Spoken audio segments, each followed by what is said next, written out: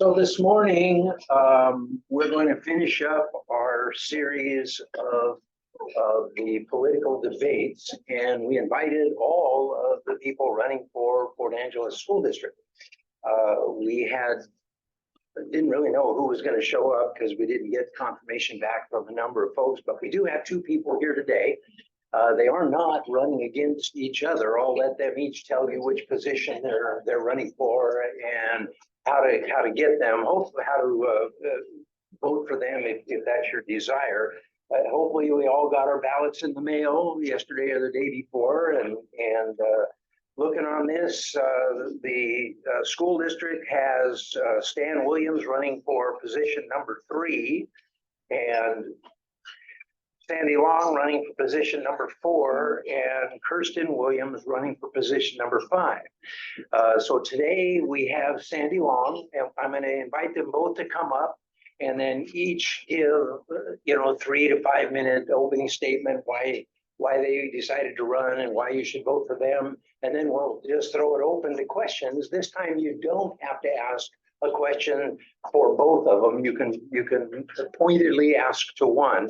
And Chris Noble is running on the position number 3 as a write-in candidate. So something a little different. So if you both like to come up, and Sandy, if you'd like to start, and then Chris, 3 to 5 minutes. I'm going to acquiesce to my new friend. Oh, okay. All right. So Chris, please, the floor is yours. Thank you. And thank you all for inviting me here. I'm going to try and be as brief as I can, but I might run a little over the time limit because you won't find me in the voter's guide. And so I've got a little bit of filling in to do for you. So by way of introduction, I'll give you a very brief synopsis of my life. And hopefully that'll answer some of the questions that you have coming. I grew up in Southern California, a suburb of Los Angeles, a product of public schools there. Fell in love with the Pacific Northwest at age 13 on a family vacation. Came back several times, moved to Seattle to go to college at the University of Washington. I lived in Seattle for 8 years, moved away to go to graduate school, thinking that I was just going to go to graduate school and then come back, but life throws wrinkles in the road. It took me 25 years. Eventually, I made it back to Seattle, and from Seattle out to Port Angeles, bought a house here in 2018. So I'm relatively new to the neighborhood. Delighted to be here. Dragged my wife out from the Midwest, and she's now delighted to be here too. She wasn't so thrilled with Seattle, but delighted to be in Port Angeles. And some of you may know her because she's the concertmaster for the Port Angeles Symphony Orchestra. So she's better known in the community than I am. Along the way, I had a couple of careers. After graduate school, I was a professor for a while at some colleges in the Midwest. And then I became a consulting actuary, moved to Chicago, and had 23 years as an actuary. Currently, I am on the Actuarial Standards Board, which is the body that drafts standards of practice for actuaries working in the United States. I am married to the love of my life for 29 years, with 4 children, 2 of them out here and 2 left behind in Chicago, happily there, and get to visit them often. So that's a brief history of my life. I'm interested in running for the school board. I've always had an interest in school boards. I started attending school board meetings when I was in high school. I started coming to the Port Angeles school board meetings earlier this year, hoping to gain some understanding of what they were doing, how they operated, and really to prepare myself to run what I thought would be a more difficult job of getting on the ballot. Well, turns out it's very difficult if you start late. But that was my intent, and I was at some school board meetings, several of them, planning to run at some point in the future. And when I got the voter's guide and saw that all 3 vacant positions were unopposed, I thought that didn't seem right, and voters ought to have some choice, not just be told who's going to be on the school board. And so I gave it some thought, and with the encouragement of my friend Jonathan Pasternak, decided to jump into the race at this late date, which is quite a uphill battle. But I've gotten tremendous support, and I'm optimistic that as a write-in candidate, I can still win at this point. I am not running to promote any particular ideology. I'm running to help ensure that the school district is run fairly and effectively, that we're getting the best we're doing the best that we can with the resources that we have. That's simply it. I want students to get an excellent education. I don't have any plans to change policies. Of course, if I'm elected to the school board, I'll be looking at policies and looking at how they're implemented and finding ways to improve always, but I'm not looking for any dramatic changes in the direction the school is taking. So why would you vote for me? I will be able to hit the ground running. I've got a background that I think gives me strong skills to jump into the job of director of the school board, the school district, and really be an effective school board member from the get-go.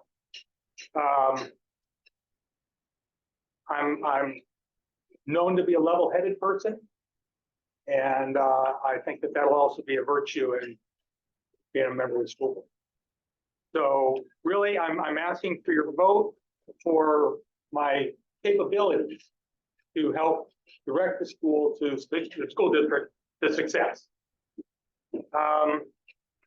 Now, because I'm a write-in candidate, usually I would end my speech with, I would appreciate your vote, which I would, but I would also appreciate your assistance in getting the word out, because I'm not in the voter's guide and I'm not on the ballot.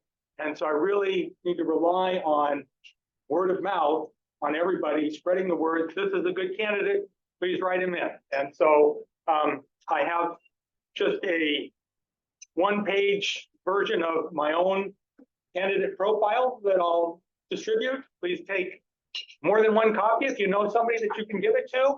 And I'll also be willing to collect email addresses on a pad of paper here from anybody who would like to get my voter's profile by email as a convenient way to pass it on to many friends.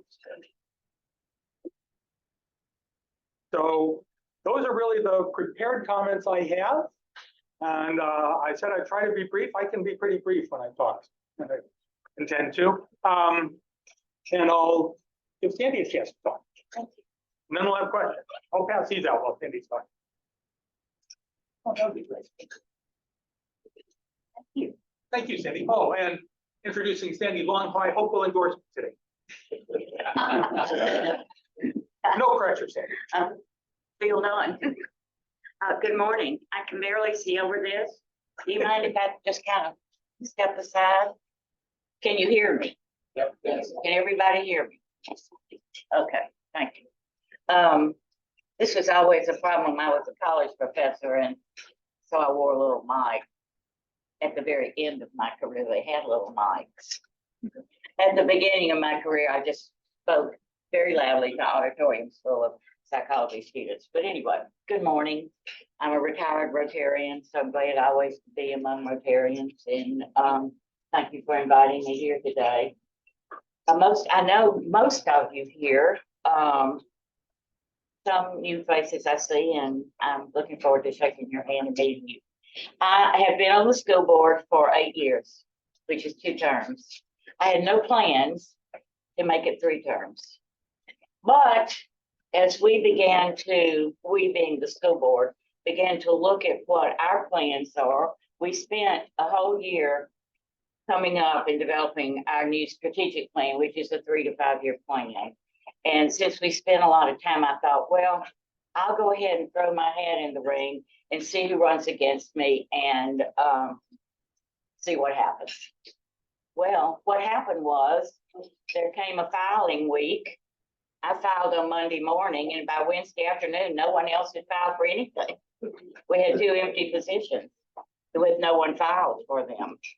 So that kind of threw the board into a worrisome position that we were going to have to do something, and I don't know what. We could, if no candidates had appeared, we could, after the election was over, appoint somebody to the board. So anyway, then a woman stepped up on Thursday, and then at late Friday afternoon, a gentleman stepped up for the other position.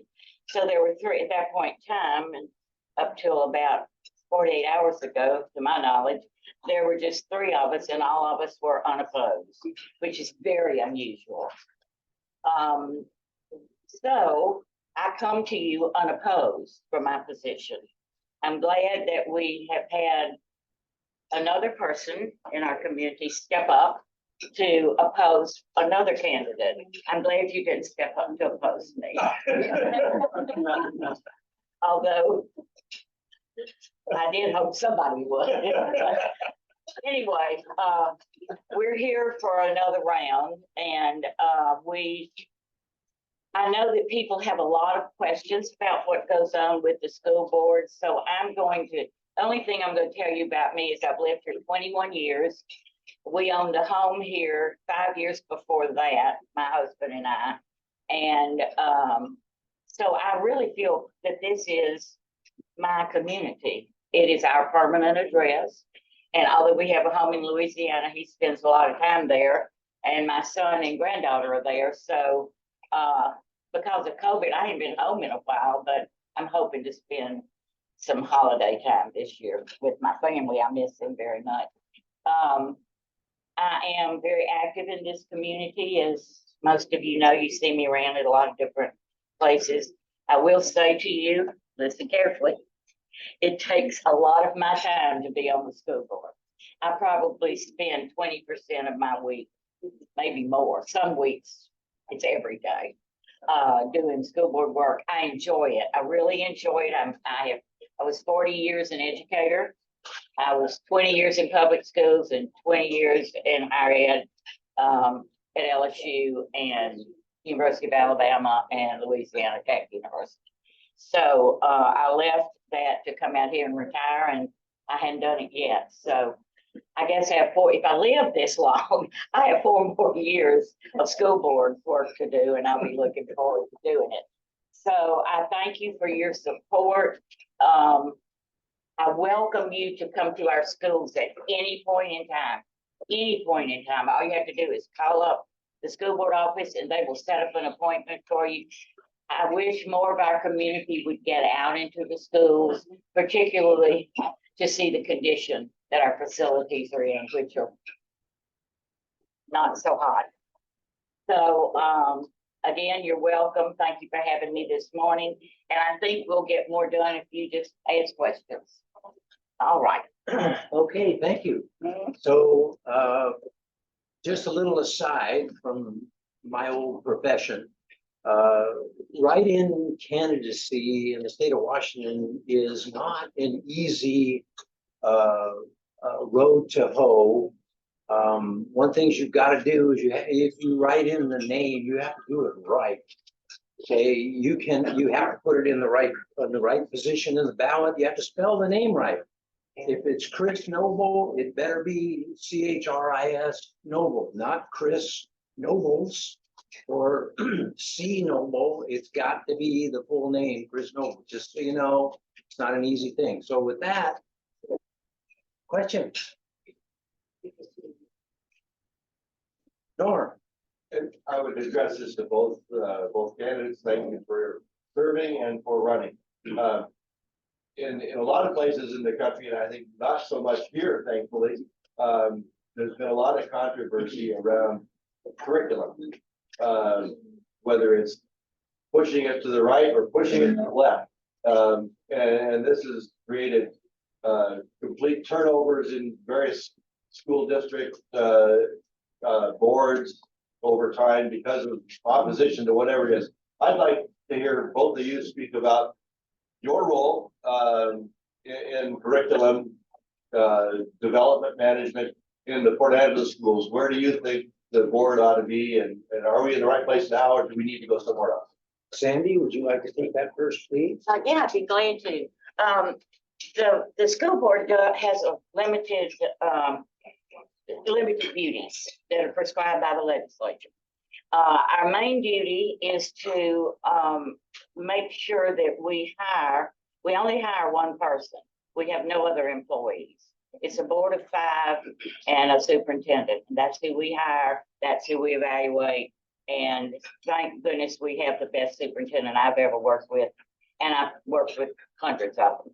So that's our first job. Our second job is to be fiscally responsible for the budget, develop it, and then implement it. Our third job has to do with policy. We set all the policies. We do that through the Washington State School Board Association. And they keep us up with all the legislative new laws and so forth, if they have anything to do with schools and we need to set policy. And then the fourth thing we do is curriculum. Curriculum has never been an issue since I've been on the school board. We've had no people rise up, and when the state first designated a certain curriculum or set of curriculums for us to choose from for sex education, there was a little pitter patter out in the community, and a week later it was over. I mean, every time a new curriculum is chosen by the board, it is put out for display for the public to come and look at. For example, 2 years ago, we chose a new reading curriculum, which is a huge expense and a huge decision. Math and reading are our major reasons for being. And so we opened up the central office for put out every book at every level, and nobody came. Not one person in the community showed up. So that's how interested people seem to be in the curriculum. But we are very interested because we have to sign off on the curriculum. The board has to sign off on the curriculum. The only other issue that we've had with curriculum was last May, our last meeting in May, we had 3 people come, a mother and a daughter, and another young man. I think he was a student at the middle school. And they came to complain about the content of some of the books that the senior English class has chosen to read. Now, when those books are presented, we have a representative from the school board on the curriculum committee who meets with them every month. So, and that person right now is Sarah Methner. And so every time a new book is presented to a student as an assignment, most of us have already read it. We get copies of it, any novels or novellas or whatever that they have to choose from. They get a list of books and they choose the ones they want to read. And that's a list that's developed by the English teachers. So, but we are the ones who okay that. We say yay or nay. That meeting in May that I just mentioned, the mother and daughter got up and talked about the sexual content in one of the books. And then a young man got up and wanted to talk about, I think it was transgender issues or something in one of the books. And so they had their say. That's the only time we've ever had anyone from the public get up and talk about curriculum. Does that answer your question? Yes, thank you. Okay. Chris. Yeah, I anticipated a question like that because that's very much in the news around schools these days. So I took a look at the board's policy on controversial issues in the classroom. And I think it's a well-written policy, it's clear, and it emphasizes balance, and really teaching students to think for themselves. There's nothing in it that hints of indoctrination of any sort. Controversial issues are going to come up, and I support a policy that allows students to deal with controversial issues in school, provided that they're getting a balanced viewpoint and being taught to think critically about it. And I think that that's what the policy is. Now, if I'm elected to the school board, I'll be interested in seeing how that policy is implemented, what kind of complaints we're getting about it, how those are dealt with, that sort of thing. And maybe there are some tweaks that need to be done, but I don't see any major change in direction. I think it's a well-written policy. Does that answer your question? Yeah, thank you. Okay, thank you. Anybody else? This time Chris will be first. Well, Sandy mentioned this briefly. I think I'm going to talk about it a little more. The superintendent is the one employee. Each school board member represents 1/5 of the vote to hire or fire that person. So we've had, Martin Brewer as our superintendent for a few years now. I was curious if either of you have thoughts on his job performance and what you see as the future of the school board going forward in that relationship with superintendent. Since I'm invited to answer first, I'll say that I really don't know a lot about that because I haven't been on the board and had opportunities to see Marty's reviews. I've been in the schools a little bit. I've dealt with some administrators, with quite a few teachers and quite a few students, particularly at the middle school. And I have not heard any complaints about the administration coming down. So that's what I know, very limited knowledge, but I haven't heard any reason that we should be changing it. Sandy?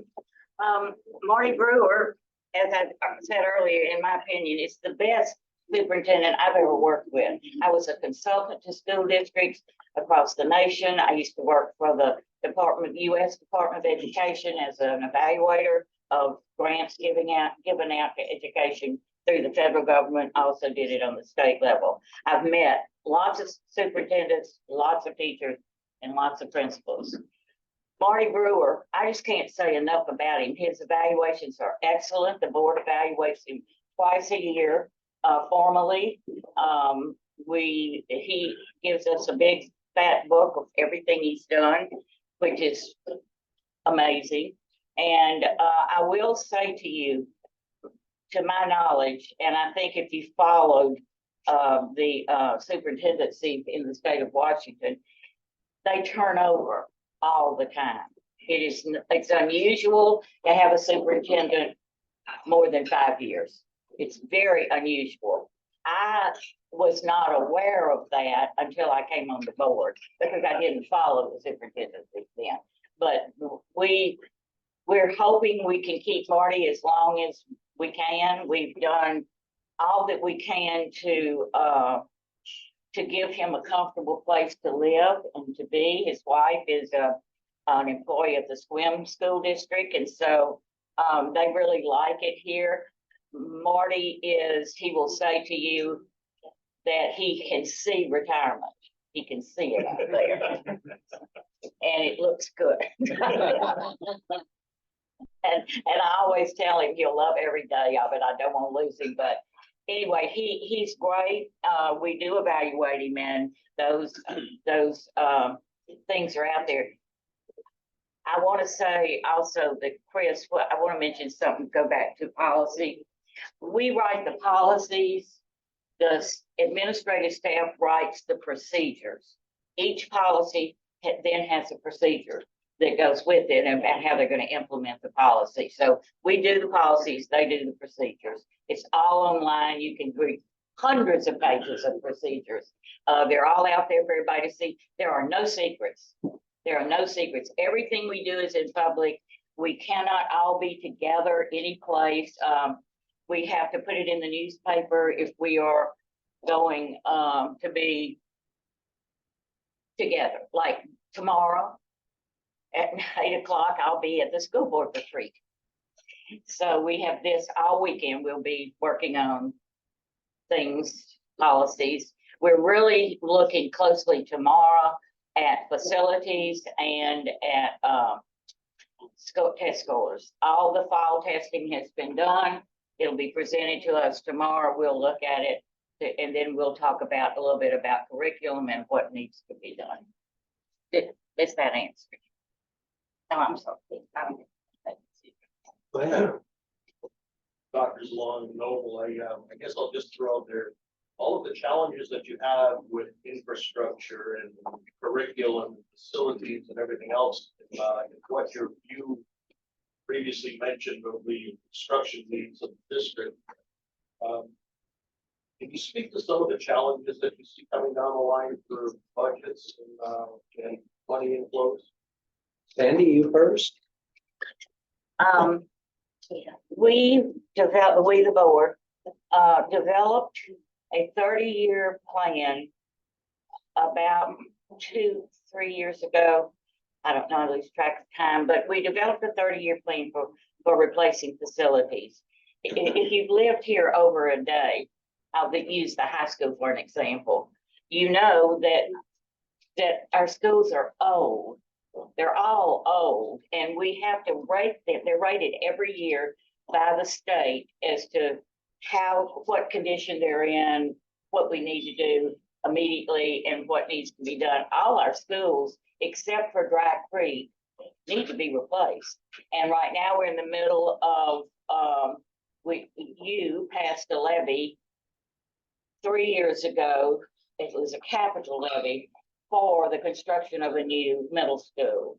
And that's what Mike Finch is most familiar with, because he serves on the committee, the community committee that is guiding us through that construction planning. So we hope we will put, if you know about what a levy is, we have two kinds of levies: a capital levy for building and facilities, and then we have an enrichment levy, which pays for the things that the state legislature does not pay for, like music. And boy, does this community love their music. Oh my grief.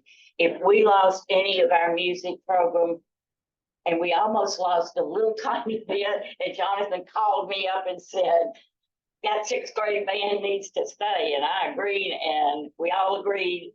And because, as you know, we had to riff a lot of positions last year. Anyway, we got the sixth grade band back. So, and then the other thing that the enrichment levy pays for is sports. So in this community, if you want to have sports and you want to have music in the schools, then the community has to pay for it. If you want to have a new school, and there's just been a lawsuit decided by our Supreme Court in this state over facilities and who needs to build them, because in small communities like ours, it's almost impossible to get a bond passed. And a bond, the difference between a bond and the levy is the levy, the capital levy that you voted for. We can't do anything about putting a shovel in the ground until all the money is collected. That's what a levy does. So people paying these high taxes, and they call me up and say, when is the middle school going to be built? Well, as soon as all the money is collected, because we had to do a levy. Now, why do we do a levy? Because we only have to have 50% plus one of the voters to pass a levy. Pass a bond, you have to have a super majority of 60%. This school district hadn't passed a bond, I don't know, 25 years. It's been a long time. So we're coming to you. This levy, this capital levy, is going to come when it's finished in 2025. We're going to come to the community to change that levy to a capital bond. Same amount of money that you've been paying on the levy will be the money that you'll be asked for a bond, but it's like a 25-year plan. So we have a plan that would go, and you can see it, it's on the website, and you can see when every school would be replaced and so forth and so on. And that's a whole nother issue, and I'm going to shut up now. Unless you have, and I can talk about this for hours. And I'd love to hear Sandy talk about it for hours. I missed the opportunity to really get caught up in all the details of what is going on at the board, because I jumped into this race much sooner than I had planned to. But I come with a background of doing long-range financial forecasts as an actuary. And I think that's a strength that I bring to the position, is being able to make sure that the school is planning properly to do what it needs to do with the resources that it has. Thank you. We would welcome. So just for general knowledge, the last bond was actually, the school district passed was for Jefferson School. That's way before my time. It was, I was there, so I remember. Somebody, yes. Thanks, Jim. Question for Chris. Chris, you referred to your engagement with many teachers and parents and students in this district. Could you speak to your experience in this district and how that's informed your campus? Yeah, I jumped in and submitted an application to be a substitute teacher when the district was posting, no, please volunteer to, please substitute. They were desperate. And so I agreed to do that. I started substituting, I guess, in early 2021. I'm not sure, somewhere in there. Mostly I've been subbing in Stevens Middle School Occasionally at the high school, almost always in math classes, because that's where I feel like I can really help deliver content, not just babysit kids. I've also been back at Stevens Middle School. After my first year of subbing, I thought, this is really hard. I'd like to do something that's more fun. I started volunteering and going in and tutoring kids in class. And then I didn't have to deal with classroom management. It was a lot more fun. It was a promotion. Pay went down a little bit. The job benefit went up enormously. My experience there is that it's hard, particularly middle school is always a hard age to teach too. But I think I see teachers struggling against the weight of dealing with student discipline. I hear that from teachers. I certainly experienced it in class, although as a substitute teacher, that's part of the job. You have to expect to get discipline issues. So, but I do hear it from other teachers, particularly that since post-COVID, when students have come back in class, that it's been particularly difficult, and that's understandable. Students had 18 months or so of being basically without this, not having to sit in class, and the challenge for them to relearn just sitting in class and letting other students learn, even if they're not going. I'm hoping that will change over time, and I certainly will be interested in looking at ways that we can move that forward, make more progress on that front. But I've seen teachers doing a great job despite that in the middle school. There's some really phenomenal teachers there. I'm very impressed. And I haven't yet met the new principal at Stevens, but the one who just left was excellent. Sorry to see the shoe. Have I answered the question? Yes, thank you. Okay. Sandy, anything you want to say on that subject, or maybe go to the next question? Well, we have a great school district. We have wonderful teachers, amazing staff. We lack bus drivers, we lack custodians, we lack paraprofessionals, and we lack teachers. Everything is filled now except for one area, and that's special ed. And we cannot find special ed teachers. They just don't. You talk about difficult. When you have a one-on-one student that has a nurse that goes with that student everywhere, and then a paraprofessional that's with that student, and then the teacher, and then you've got a room full of them. It's hard to hire special ed teachers. I used to train special ed teachers, and it's a very difficult job. And the board has looked at all kinds of ways to try and recruit special ed teachers, but we're not having a good time with that. Bus drivers is the real issue right now. Everybody who can drive a bus is driving a bus. That's already hired. You would be amazed at how hard it is to get employees to do those kinds of jobs. Yes. Chris, could you talk about why you chose to run against the candidate who you chose to run against?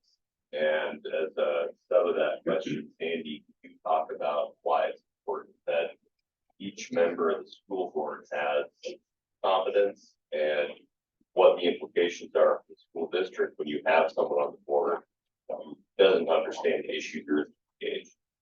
I can address that. I'll go first since you started with me.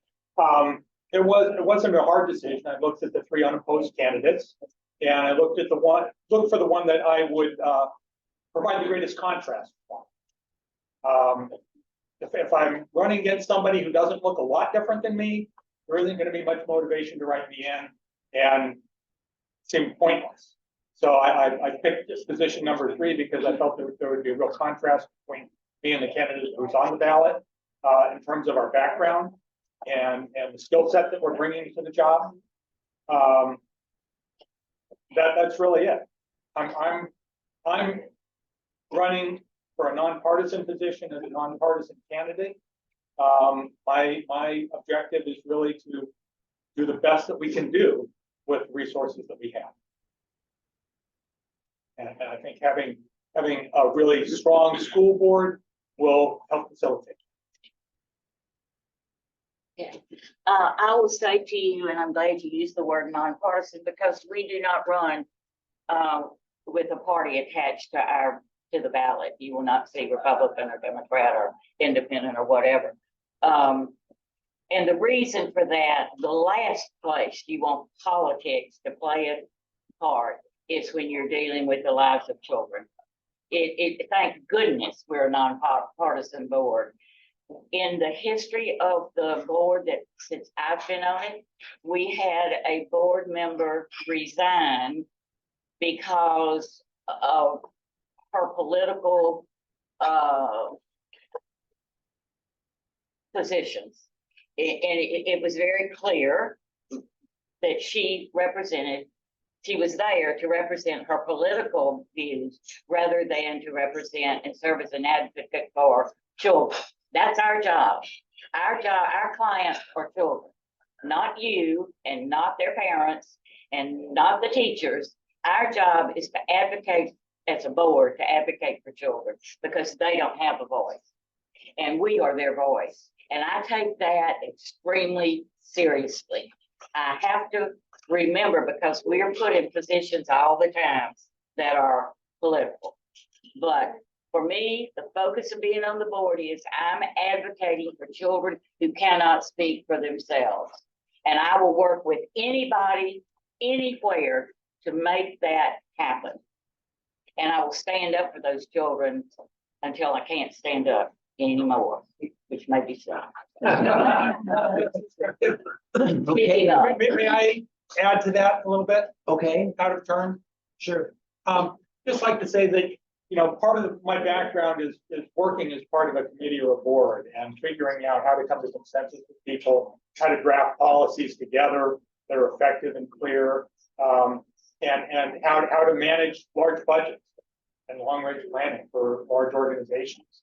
And I think that's what set me apart from the candidate that I chose to run against. I'm sure I imagine he's probably a very good welder and large machine mechanic. But I'm not sure how those skills apply to running a school district. And I'm offering an alternative set of skills, again, just to support the students that are there and to provide the best education. Okay, thank you. Well, we're coming to the end of our morning, and if we'd like a final 3-minute closing statement, and from each of you, Sandy, would you like to go first? Well, I just again want to thank you for having me here. Thank you for your interest in the school system. I hope you'll keep us coming, the board members and Marty, during the year so you can keep up with everything that's going on. It's going to be, as it always is, a busy year. Again, I appreciate your consideration down the road in 2025 to look very seriously at the bond that will come before you then. It will be a facilities bond and it will include the high school. So thank you so much for having me this morning. I appreciate it. Chris. I didn't hear the endorsement from Sandy that I was hoping to, but I still hope to get an opportunity to work with her for the next 4 years.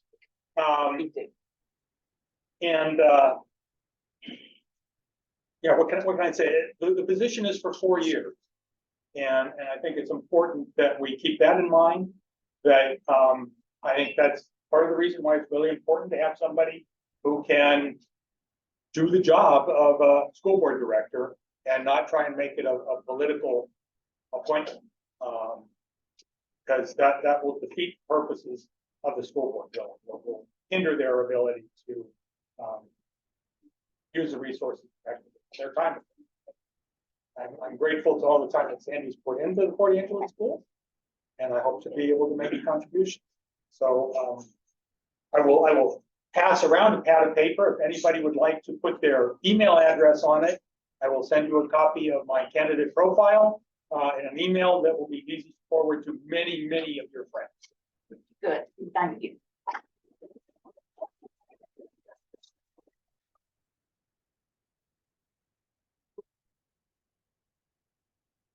We go in front of you? Yeah.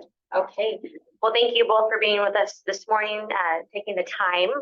As a former employee of the Port Angeles School District, I know very well the long hours that our school board members, directors put in day and day out, early mornings, late evenings.